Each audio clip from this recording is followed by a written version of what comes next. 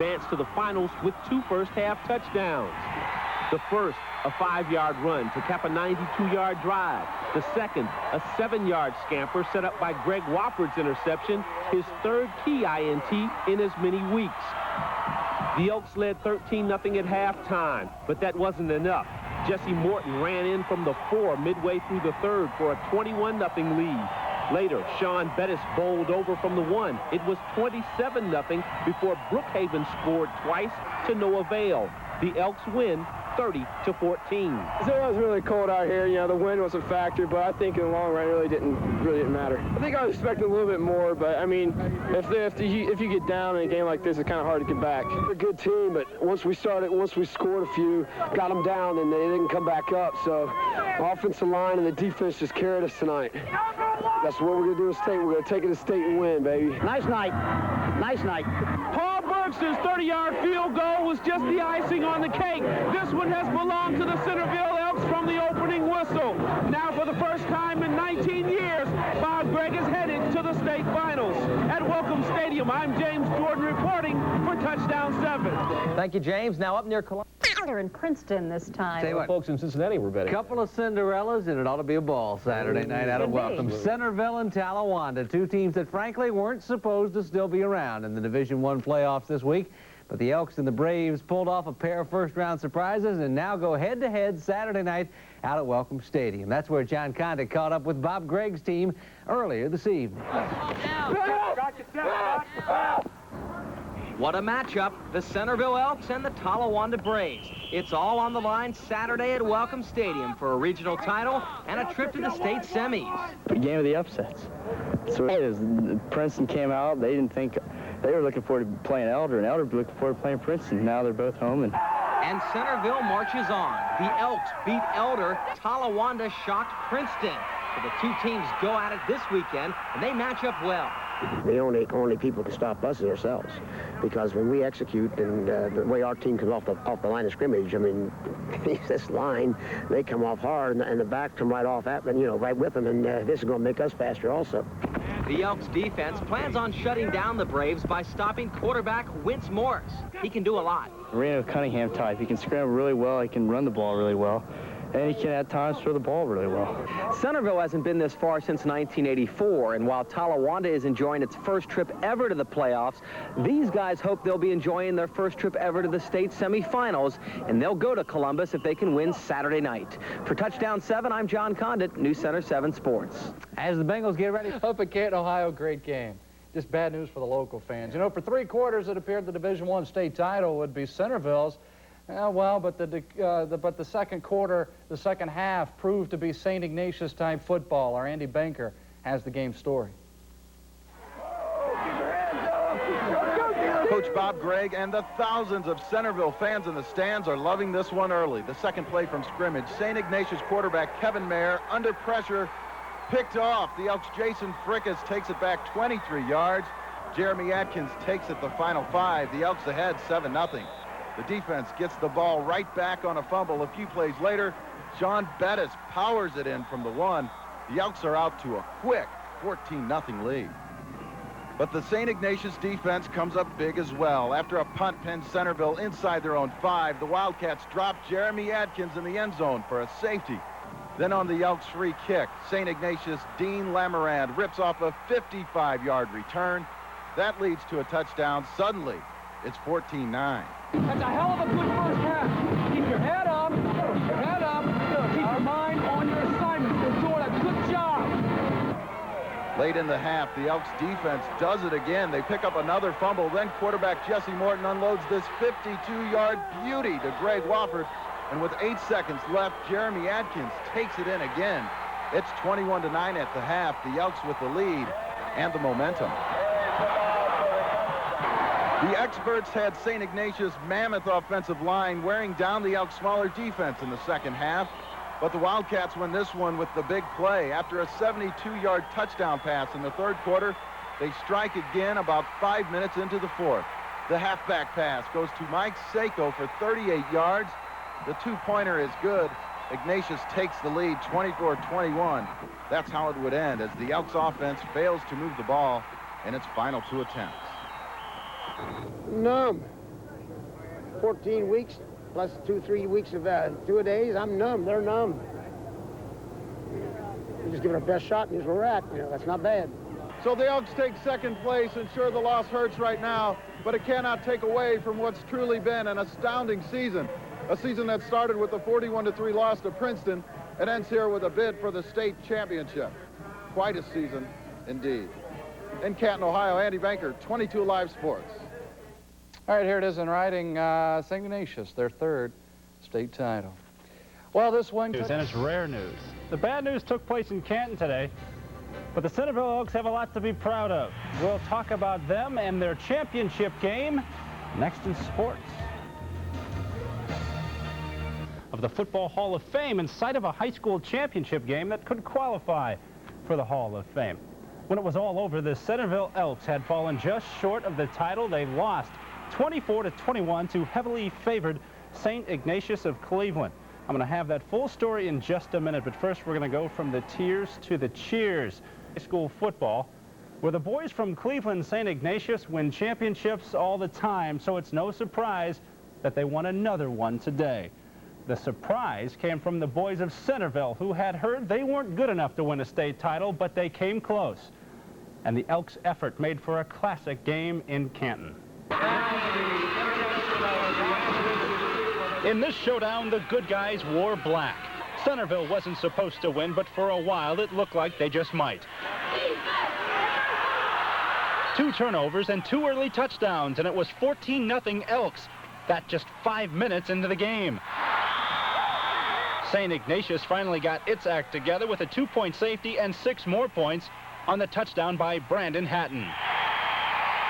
The lead was down to 14-9 with less than a minute to go in the half when the Elks got the ball back. Instead of heading to the locker room happy with the lead, they added to it. Quarterback Jesse Morton throws deep and hits Greg Wofford. It's a 52-yard connection, and Centerville's ready to score again. 4 seconds left in the half when Jeremy Atkins gets into the end zone, and there's a major upset in the making with Centerville up 21-9. St. Ignatius would have nothing of that upset talk. The Wildcats get down to business, big business, as Kevin Mayer hits Dean Lamarand for a 72-yard score, and that Centerville dream starts to fade. And the dream is gone when St. Ignatius pulls off the tricky halfback pass. Eric Haddad to Mike Sacco, and they added a 2-point conversion to make it 24-21. In the final minutes, Centerville ran out of downs, time, and hope. 24-21 was the final. The defense set the tone of the game early on. They gave us the good early breaks, let us score. The defense played a hell of a game. When it came down to it, I just didn't get the job done on key plays. It really hurt us. Those are damn good kids in there.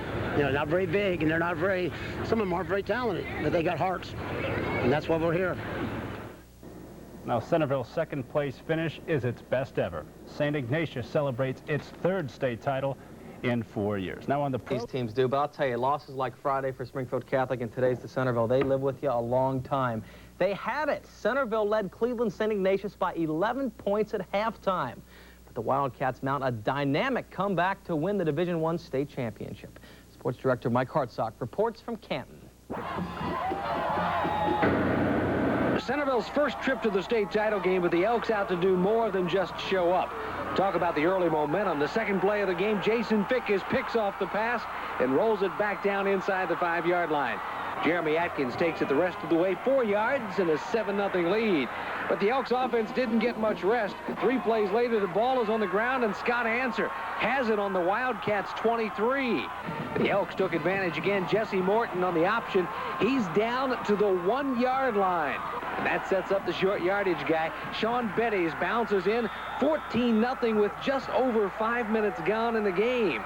Then the other defense got it in gear. Ignatius nails Atkins before he gets out of the end zone. 2 points on the safety, and then 7 more set up by this 55-yard return on the kick. Ignatius was back in business. But the Elks defense got it back again. Aaron Baumgartner falls on the loose ball on the option. Then Jesse Morton goes deep to Greg Wofford, and number 81 makes the over-the-shoulder catch, 52 yards, but time was running out in the half. 8 seconds left.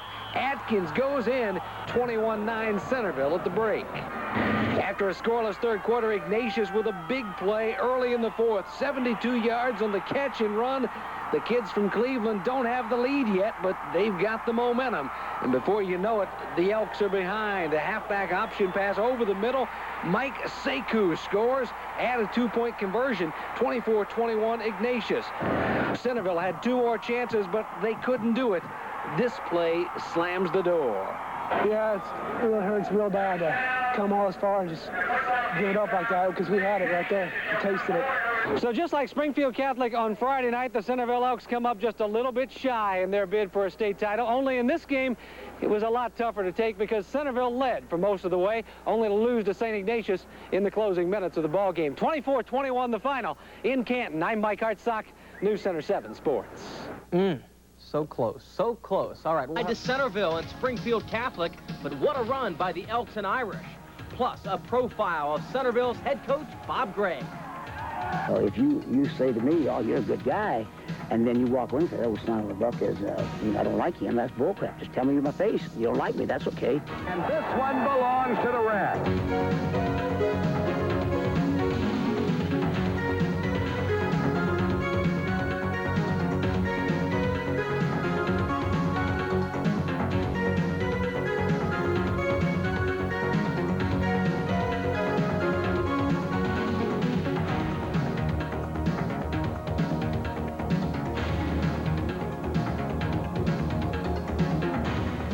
And welcome to this special playoff edition of Sunday Sports Live. I'm John Condit. Mike Hartsock and James Jordan will be along later with the stories in our headlines. But we start with the Dayton Flyer football team advancing.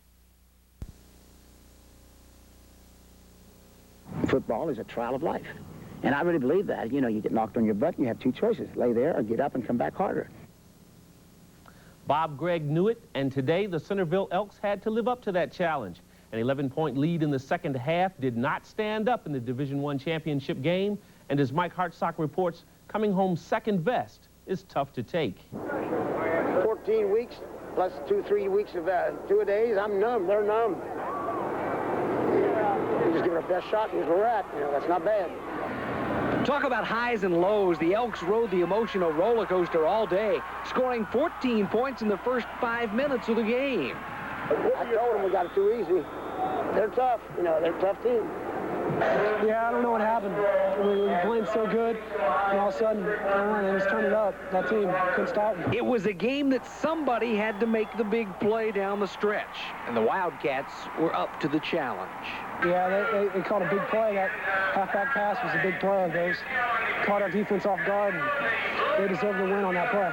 It's never been easy for this team. After losing the season opener 41-3 to Princeton, nobody thought they'd still be playing in the final game of the season.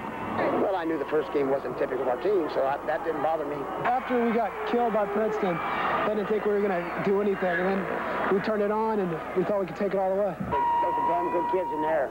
You know, not very big, and they're not very, some of them aren't very talented, but they got hearts, and that's why we're here. Well, the picture is perfectly clear. St. Ignatius is the Division I state football champion for 1991 as they beat the Centerville Elks 24-21 in an emotional, thrilling football game here at Fawcett Stadium in Canton. I'm Mike Hartsock reporting for Sunday Sports Live.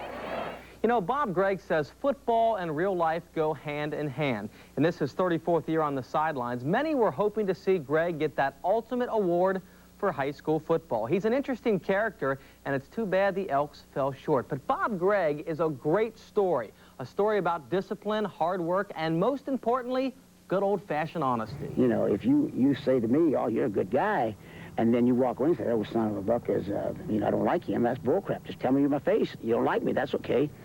See, I'm kind of like that. If I don't like you, I won't let you know that think that I do like you, because you just know I just don't care about you. And then we can get along okay. Within those little rules, we can get along all right. It's candor and great coaching that accounts for 240 career wins for Bob Gregg. He started at Jefferson High School, but Greg's built his best football teams over the last 19 years at Centerville. The coach has been busy preparing for the state tourney, but he found time to sit down and share with me his philosophy on his role. Football is a trial of life, and I really believe that. You know, you get knocked on your butt and you have two choices: lay there or get up and come back harder. And just because you make all the sacrifices doesn't guarantee victory. You know, a lot of kids don't understand that yet, you know, in our school, and that's what athletics, you know, good athletics teaches. The same thing that you learn in life. So, you know, I'm proud of that part of it. You know, the wins are great. It's nice to win. Nobody wants to say, well, we lost a lot.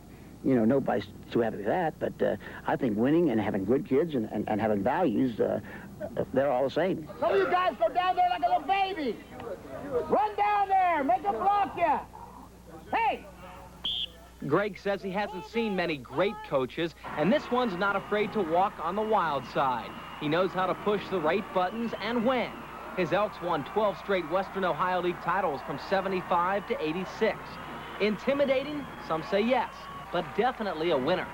You know, we say we don't have to win, we want to play hard. Well, you know, that's kind of double talk too. The American way is to win. But I do know that if you do the things that we ask, then you'll win. But you will have played hard and you will have sacrificed, but all those things at the end, that's a win. How does winning affect you? Makes me happy. Satisfied that we can keep turning out young men playing at a high level in tough competition. That's the challenge. You know, winning just sort of comes if you keep getting the people to think right and getting them to play above their ability. In '84, Greg's Elks reached the state semifinals, and after that loss, he figured his one chance for the state crown was gone forever. So this year, some might have been surprised by this celebration after winning the regional, even though the mission was far from over. Well, I've always felt like you better celebrate a good thing, because you may not get any more good things. You know, one time we won a ball game and I was unhappy, but I celebrated it. And one of the assistant coaches says, we played lousy, let's don't celebrate. And I don't know, I didn't think much about it, but I said, let's better celebrate every one of them, because that may be the last one we ever get. And who knows, this could be Centerville's last hurrah at state under Coach Greg, but if it is, that's okay with this guy, because his gauge for success has little to do with trophies and banners. If a kid said I wasn't fair, then I would be unhappy. If he said I was a mean son of a buck, that wouldn't bother me. You know, I hope I'm not mean. I hope I'm demanding. But if he said I wasn't fair, you know, I'd like to say I never cheated a kid. You know, if I could say that I never cheated a kid, did him wrong, you know, maybe he didn't like what I was doing, but then I think I did a hell of a job. You know, on the sidelines, he looks all business, but I found out through this playoff run, he goofs around with the kids a little bit. Yeah, that's true. With 22 seniors on that team, too, John, he's going to have a bit of a rebuilding job on his hands for next year. He's truly a legend in these parts for high school football. One note away from football, because...